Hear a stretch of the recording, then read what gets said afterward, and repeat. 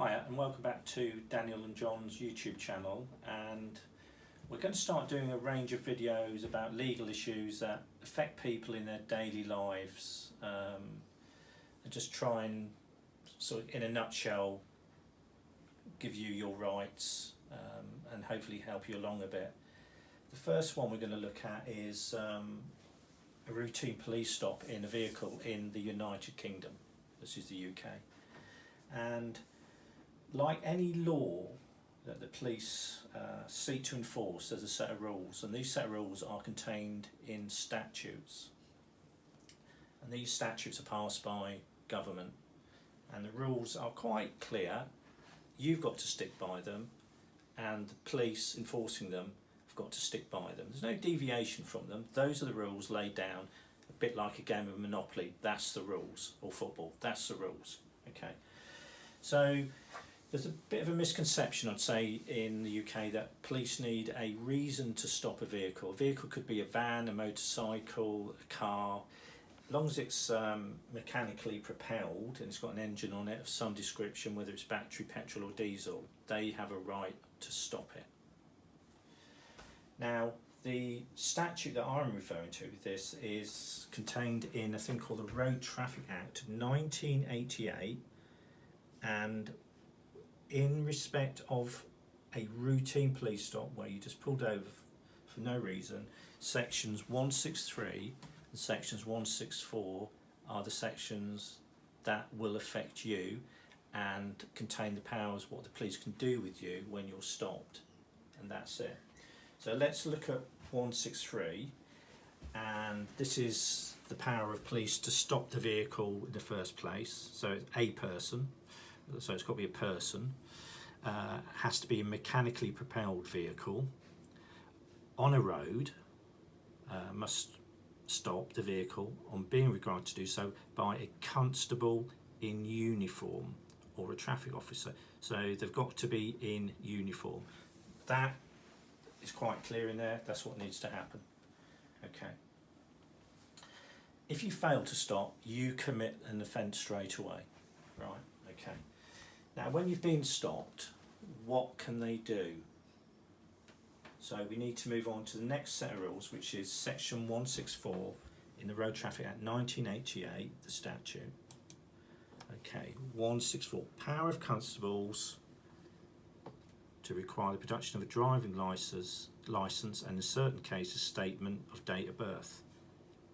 That is it, my friends. That's all they're entitled to do. Now, they've got a difficult job, so cooperation is normally the best thing. So they can ask for your driving licence, or they can ask you to produce it within 7 days with other documents. This is for a routine police stop.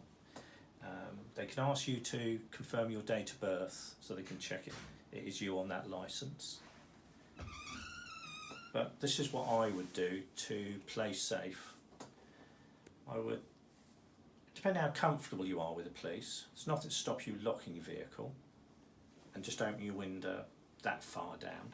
Hand your licence to them, confirm your date of birth if requested. Now, the reason I say that, there are instances where people have handed their licence through the window and then been cuffed and pulled out of the car. The rules say they're not allowed to do that, but it does happen. And sometimes they've justified it on the basis that they think the driver's going to drive off and they need to ascertain their identity, etc. So this is what I would do.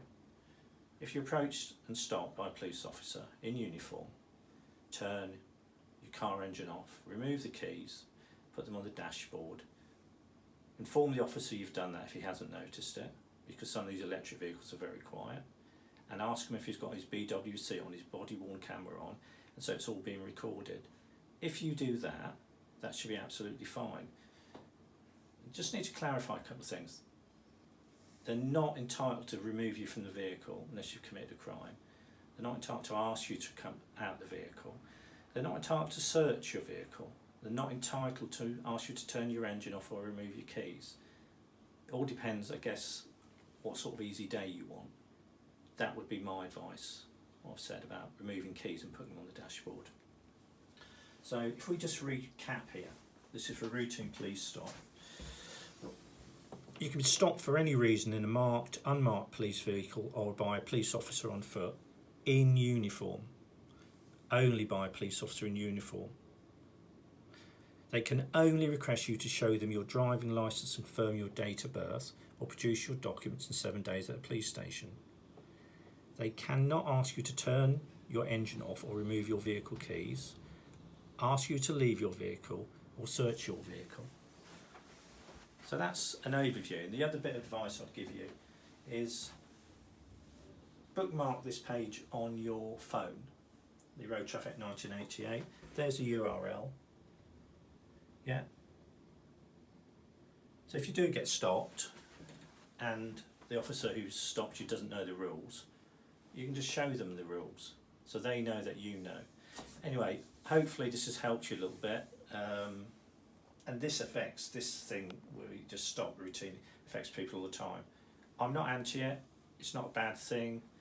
You know, we all want to be safe in our country. Police officers do a good job in the whole, so that's not a bad thing.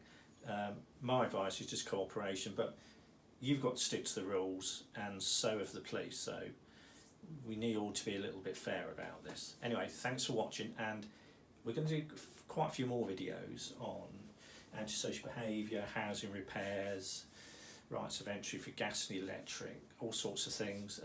So we really would appreciate if you subscribe. When are you making this video? So today is December the 30th, 2022, and that's a valid point because statutes change.